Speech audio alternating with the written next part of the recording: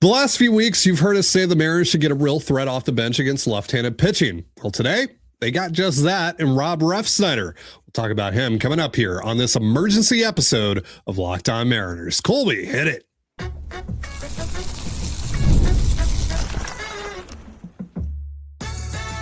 You are Locked On Mariners, your daily Seattle Mariners podcast. Part of the Locked On Podcast Network, your team every day.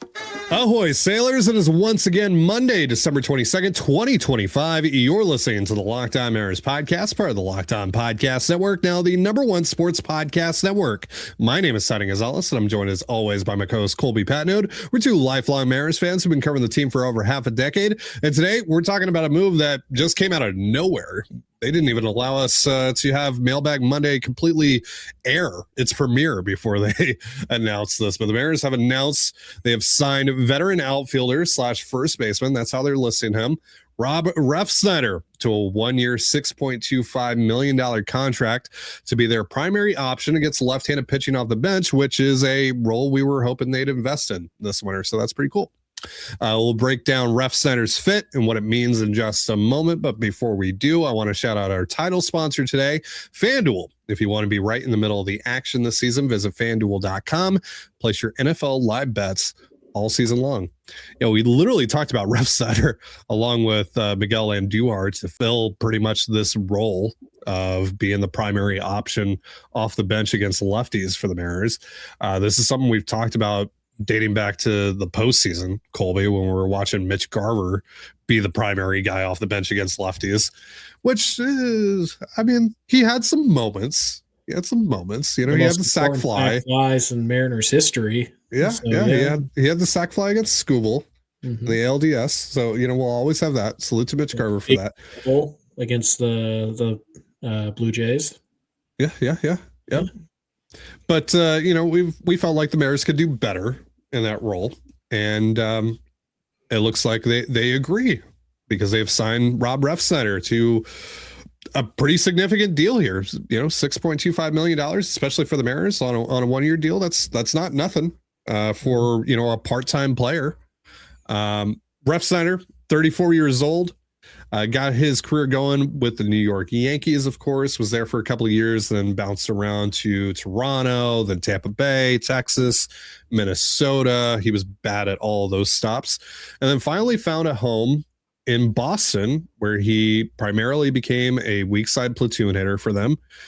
And in 501 plate appearances against left-handed hitters from 2022 to 2025, he was one of the best hitters against lefties in all of baseball. /312, 407, 516. That's a 155 WRC plus. So the Mariners have a legit bench bat. We have been asking them to beef up their bench a bit, and they've done just that here with Refsnyder. And I know, the question on some people's minds right now is like, well, how much money does this leave them with? And does this now preclude them from doing anything like, signing Suarez or Kazuma Okamoto or trading for Donovan? And it doesn't seem like that is the case, that this is just kind of like an extra little thing that they wanted to do. Adam Jude of the Seattle Times saying that they're still looking to add at least one more impact bat this off season. They don't view Refsnyder as that. It's just, again, they agreed with us that they needed to get better in terms of adding a better right-handed option off of the bench to hit lefties. And Refsnyder is their answer here. Again, we talked about Refsnyder. We talked about Miguel Andujar for this role. They choose Refsnyder. So let's talk about how he fits here, Colby. How does he work with the current construction of this Mariners roster? I mean, pretty well.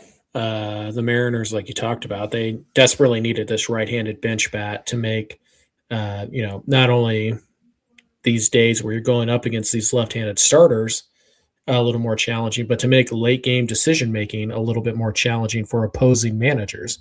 It used to be like, oh, we'll just bring in the lefty, and if they counter with Garver, LOL, who cares?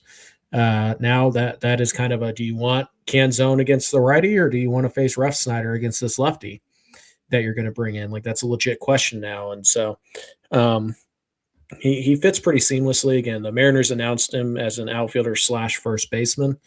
He hasn't played first base in quite a while. He hasn't played any infield in quite a while. It's been left or right field pretty much exclusively for the last 3 or 4 years now. So there'll be a learning curve there with first base and all of that, but he should be fine defensively in the outfield. He's certainly no worse than Randy Arozarena out there, and you're paying him to hit lefties, which he did last year. I mean, he had, nearly a 400 on base and a 565 slug against lefties last year, and that's what you're asking him to do. And he fits really well off the bench in that regard. He fits really well with either Raley or Canzone. Well, both really, but like whichever one is playing that day. He's a really nice compliment to that guy. And yeah, we've talked about this. The Mariners have had a need against left-handed pitching. And last year, obviously, Dylan Moore was just unplayable for most of the year. And that had kind of been one thing that he did pretty well was hit lefties. Obviously, Garver was okay against lefties, but he wasn't like a big-time scary threat or anything like that. And Solano just never really figured it out. He was better against righties last year. So they tried to have these answers against left-handed pitching last year. They just weren't able to do it. They just never found the guy who can do it. And Refsnyder, very likely going to be that guy. It's not a for sure thing. He's 34 years old. Guys sometimes come to T-Mobile Park and struggle. We all know this is the case. But it's the type of shot you take, because if you're going to bank on somebody to fill a role for you, it's better to bank on somebody who's done it for multiple years. And this is a relatively cheap contract in terms of, the role being played. It's like market value. They didn't overpay for Rob Refsnyder. This is about what you pay for a guy like this with this track record. So again, at the end of the day, there's really nothing to complain about. This doesn't take them out of the market for any other bats. Adam Jude has already said as much. It is a role that they really needed to have filled, and it wasn't likely going to be filled internally. They just don't have this guy in their farm system right now. And yeah, it's also, by the way, apparently Refsnyder is a very good clubhouse guy. Like he's a big leader, which is hard to do when you're a part-time player. But so Refsnyder able to fill that role in Boston really says a lot about, who he is as a person and as a teammate. So once again, the Mariners bringing another good guy, which seems to be important to them. So yeah, there's really nothing to complain about here. This is a good move. Like if you really want to get, nitpicky, you could say like, oh, well, I would have preferred Andujar because he could play third base, which like, fine. Yeah, no, that's fine. Andy Ibanez could play second base. I would have preferred him. Fine. Like, sure. But for what you needed, what you were looking for, a guy who mashes left-handed pitching and is used to playing this part-time role, who, doesn't expect to play every day, that you can acquire, Refsnyder's probably the best at that specific role again, either him or Andujar.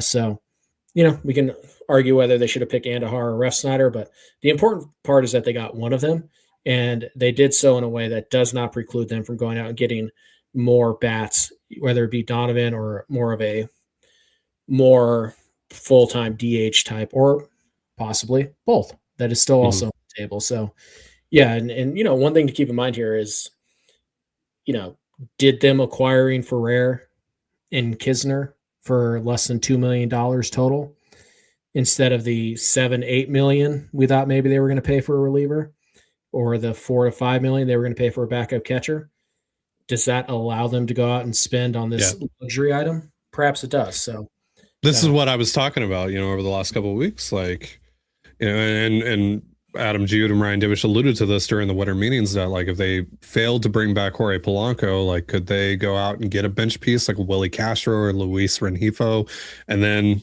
go trade for the impact bat that they're looking for? Well, it kind of seems like Rob Refsnyder wound up being the answer there instead of a Castro or Rengifo or an Andujar or what have you. So, and Refsnyder this year put up high hard hit rates, high barrel rates. His bat speed actually increased about a tick. He doesn't chase. He walks. Whiffs a fair amount, but whatever. Sure. And this year he was more pull heavy, but typically in the past he's used all sides of the field. it's going to be more doubles than homers from Refsnyder, but that's totally fine, and that should play very well at T-Mobile Park. The concern here obviously is he'll be 35 years old come opening day. I think his birthday is actually on opening day this year. It's opening day March 26th, I think it is. Yeah. Yep. So his birthday's on opening day, so he'll be 35 on opening day. Will the cliff come for him? This deal is very much Donovan, Solano, AJ Pollock coded. Sure. But in general, like the process of this is very sound, and I'm glad that they did this. This is something that they absolutely could have just let fall by the wayside.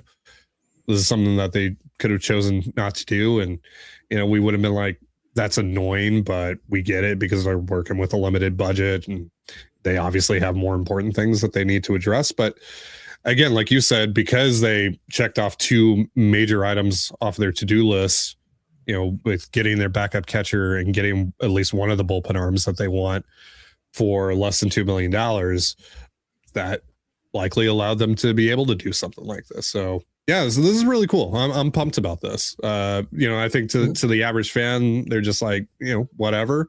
And I'm not saying like you should be doing backflips over this, but I think this is really cool. I think this is a really cool gesture from the Mariners. So we'll talk about what this means, particularly for Victor Robles and Luke Raley in just a moment. But first, a reminder, this episode of the Locked On Mariners podcast is brought to you by FanDuel and Gametime. NFL Sundays move fast. One big play and suddenly everything feels different. That's what makes live betting with FanDuel so exciting. You're not just watching the game, you're reacting to it in real time. With FanDuel, you can place bets as the action unfolds. Every drive, every momentum swing, every highlight moment. Live betting is best when the game starts to shift, a receiver gets hot, a defense tightens up, or the momentum flips after a turnover. FanDuel lets you jump into the moment as live spreads and money lines adjust instantly and player props update as guys heat up. You can bet next touchdown scores, drive results, totals, and more. It keeps you locked into every snap, every drive, every possibility. So if you want to be right in the middle of the action this season, visit FanDuel.com and place your NFL live bets all season long. FanDuel, the game moves fast, and so can you.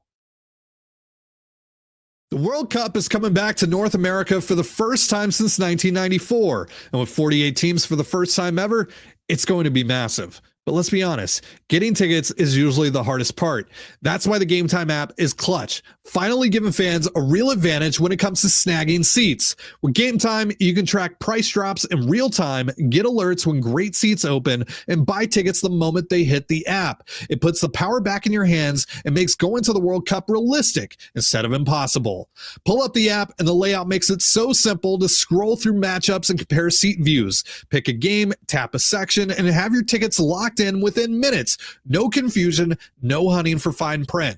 Prices include fees up front, which I love because there are no last second surprises at checkout. So take the guesswork out of buying World Cup tickets and every match, concert, or event with Gametime. Download the Gametime app, create an account, and use the promo code LOCKEDONMLB. That's LOCKEDONMLB for $20 off your first purchase. Terms apply. Again, download the app, make an account, and use the promo code LOCKEDONMLB. That's LOCKEDONMLB for $20 off. Swipe, tap, ticket, go, Gametime. And you're listening to the Locked On Mariners podcast, part of the Locked On Podcast Network, your team every day. Thank you so much for making us your first listen for all things Mariners. And also thank you for making Locked On the #1 sports podcast network.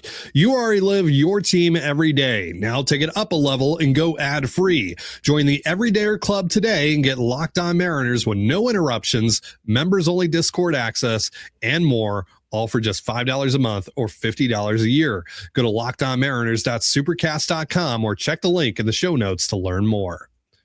So, Colby, what does the arrival of Rob Refsnyder mean potentially for guys like Luke Raley and Victor Robles? Does it mean anything at all? I don't know. It's kind of a weird fit there in terms of like what are they going to do with these four guys? Because right now, before this signing, like the way it was kind of laid out was that Raley and Robles were probably going to be the right fielder and Canzone was probably going to be the DH. So I guess in theory, you could be like, oh, well, Refsnyder is just the platoon DH. But again, when you talk about like they probably want a platoon at second base, they probably want a platoon in right field. Now they're going to run a platoon at DH. Like we talked about this last year. Like you can't have 4 platoons in your starting lineup. It just doesn't work that way. Now, what's interesting here is that like Refsnyder crushes left-handed pitching. Victor Robles doesn't really. I mean, aside from the 2-month stretch where he crushed everybody, he really doesn't. So it's kind of a weird fit. We already talked about how it's really tough fit with Canzone and Raley on the roster at the same time. Well, now you kind of have, at least in the roles that they would be fulfilling, Robles and Refsnyder are supposed to fulfill similar roles. So there's a little bit of a logjam there. I think it's possible Raley or Robles could be traded. I think we talked a lot about Raley for a reliever. Makes a lot of sense. Canzone for a reliever makes a lot of sense. I would not like to trade that low on Raley. I think his season last year is pretty much perfectly, it was injuries. Like very clearly that was an injured Luke Raley who just never got healthy and never could find his footing. So I think that's easier to explain away. And like I've said countless times on the show, if the Mariners are going to trade one of those guys, I would greatly prefer they trade Canzone. I just don't know if there's going to be much value there. So you have these 4 outfielders. Really, you have 3. 2 of them can't hit left-handed pitching. 1 of them can't really hit right-handed pitching. And Robles, we're not really sure if he can hit anybody or anything, but Robles probably as the pure 4th outfielder, backup center fielder, he's probably the guy least likely to be traded. So I think, this probably, unfortunately, if it's going to impact any of these guys, it's probably going to impact Luke Raley in terms of hitting. I just have a hard time imagining the Mariners trading Canzone, who has 2 options left, which is the other option. They could just send Canzone down to AAA to start the year. But I think after what they saw last year, they'd really like to give Canzone run and see if he can kind of be that cheap DH. And also he's just got more club control than Raley. So I really like Luke. I think he is the better player between him and Canzone. I don't think it's particularly close, honestly, because I don't buy into the 2, just like I don't buy into Robles' 2024. I don't really buy into Canzone's 2025. I mean, it happened. I'm not taking that away from him, but is it repeatable? I have serious doubts. So I'm not really sure. I do feel though, like, because again, they could always kick the can down the road, put Canzone down in AAA and just worry about it later. Chances are one of these guys is going to get hurt. They're going to need or Randy's going to get hurt or something. But I think if they do end up moving on from one of these guys, which is totally possible, I think it'll probably end up being Raley, and that's a little bit of a bummer for me. My guess right now is that if the roster, like if this was the roster that they fielded tomorrow, Refsnyder is platooning with Canzone at DH. Yeah. Mm-hmm. And then Raley and Robles are platooning in right field. Right. I think that's probably accurate. Again, and that could still be the case, by the way, even after they add their next impact bat, because if let's say it's Brendan Donovan, right? They get Donovan winds up, playing some third or second or whatever. That ends up pushing, Ben Williamson or Cole Young into more of a bench role, quote unquote, even though those, yeah. And that would either push Rivas or Williamson or Young to AAA, right? Mm-hmm. And everyone could coexist. Sure. I mean, let's just, for simplicity's sake, let's say they do get Donovan, right? And Donovan ends up being the 3rd baseman for at least opening day, right? So Cole Young can still play second on opening day. Donovan can play 3rd. They are playing Cleveland, so it'll be a righty on the mound. So your bench would be Refsnyder, Kisner, Robles, and then the last bench spot would be Rivas, probably, as things stand right now, as the utility infielder. Mm-hmm. It's not bad. Pretty good.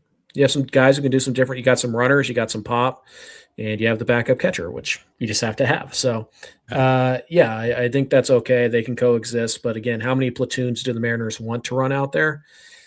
I don't think they want to be the Detroit Tigers. But, we'll see. And obviously Donovan works so well because he could play second or third. So technically, if he's the second baseman and you want Ben Williamson or Emerson, fine, the bench is still the same.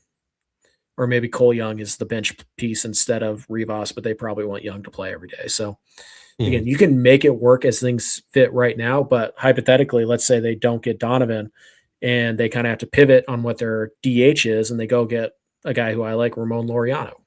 It's like, okay, well now we have a bit of a log jam here. And we probably have to move Raley or Canzone again, but you still have an opportunity because Canzone has options left. So it's not a for sure thing they have to move somebody off of their roster right now. I think it's more likely they do than it was before this move, but it's not a guarantee. It'll just be an interesting thing to track. And obviously, we'll see how Canzone looks in spring training. I know it's not the best barometer, but he was so awful in his last 50 or so plate appearances that it's hard not to worry if the clock finally struck midnight on him, right? Because we've seen guys get hot for 200 plate appearances. You're like, oh man, he's figured it out, and then just nothing. So we'll see but he's so cheap and so club controlled, and he still has options left. It's hard for me to imagine the Mariners are. And when he is going, it's fun. Sure, I mean it's easy power. It's legit 30 home run power, and he doesn't really strike out a ton. We have 268 plate appearances that say he's really freaking good. We also have like 300-ish plate appearances that say that he's a below average hitter. So it's like, can't ever play against lefties, but he was good against lefties last year. Good enough. So it's just kind of a weird thing they have to deal with right now. At the end of the day, you want that headache. Like you want to be, we have so many good players. How are we going to fit them all in the 26? That's much more preferable than like, well, we can't sign that guy because then we'd have too many valuable players on the bench. Like that's not a thing. So, we'll see how it works itself out. I still think if they can get like a Donovan or maybe even Marte, like a guy who can play second or third, it's still the most ideal. But if they have to pivot and go get, a primary DH who's an outfielder or a primary DH who's a first baseman, that's when things can start to get really muddy because at that point, it's really tough to get Raley and Canzone enough play time to justify them being on your roster. Yeah. So before we wrap up here, kind of last little underrated aspect of the Refsnyder edition. I don't know if you mentioned this. You might have, and I just missed it. But against lefties, he could be your leadoff hitter. Yep. So something to keep in mind there as well. And we've talked about establishing a better leadoff option for this club, pushing Randy back down more so to the middle of the lineup, which they already did in the ALCS. Sure, I mean Randy could also be the leadoff hitter against lefties, but my hunch is that Refsnyder probably would be the primary leadoff guy against lefties. Yeah, it could be again if they get Donovan, could be Donovan as a leadoff guy against righties, and then Refsnyder as the leadoff guy against lefties. Sure. And one other thing I'll throw out there, I don't think this is going to come into play, but Refsnyder has played other infield positions in his career. They're just back when he was in his 20s.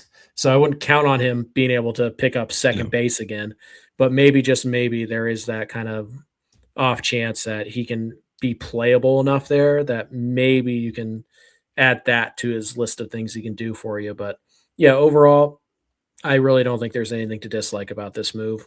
It's just a good, solid baseball move and at a reasonable price, and it makes the Mariners better, and it allows everything else they want to do. They can still do it. It doesn't preclude them from making any of the other moves they want to make. I think Mariner fans should be pretty happy with this one. Doesn't mean it's going to work, but it's a good shot to take.